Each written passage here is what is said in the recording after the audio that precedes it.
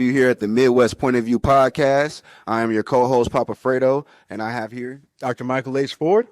All right, Michael. Thank you for coming out here with us today.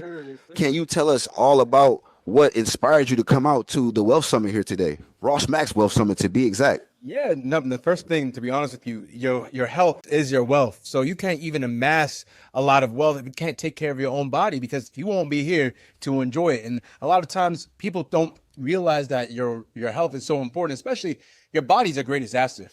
At the end of the day, that your body's your greatest asset. So if you're not taking care of the thing that will help you with everything else in life, there's no real point. So that's what I came out here to do. Speak on the generational health segment, where you're claiming back what's yours, which is your health. So. And that's very important to our community. Like that's something that I think that we really need. We need to hear.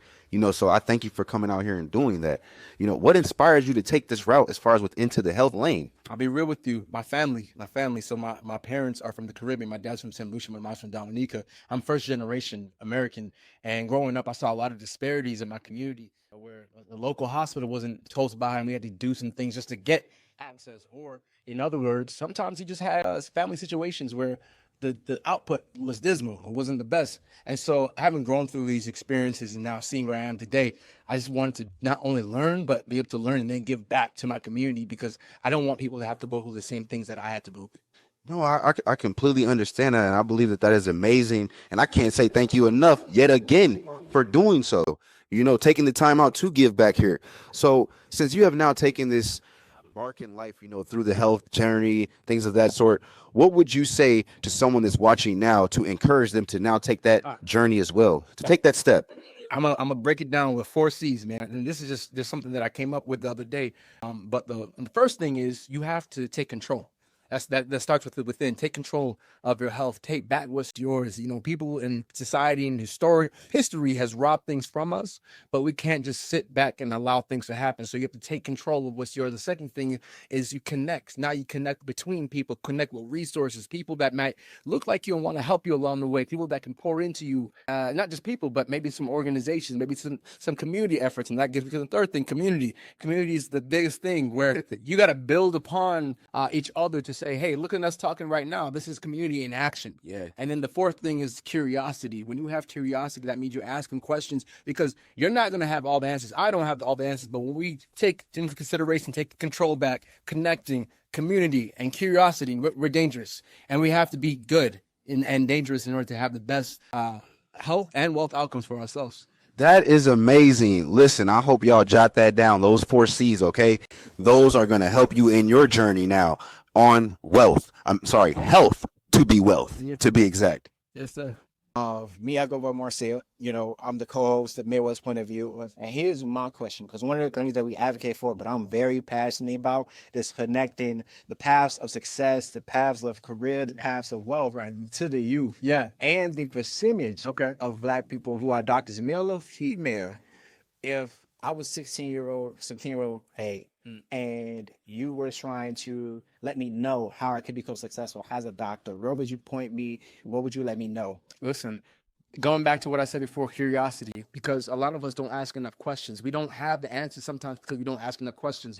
But also, I would say, what are you interested in? What is your passion? What is your purpose? What do you feel like you're called to do? Because I will tap into you and find out what is the best angle, right? Because I believe that in life, we're called to different purposes. We're called to do different things, but sometimes we just don't know. And that's where that curiosity shines bright, so we can just sit down and be able to map things out.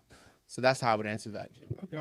So, we heard about your background, that you was an island where, raised and so forth. So here's my question. So how do we Black people, especially when we go into the health space, utilize our dollars, utilize our knowledge, especially from the doctor's perspective, to help all of us as Black people around the world stay healthy, become healthy, share resources, Right. what works in the islands. Right.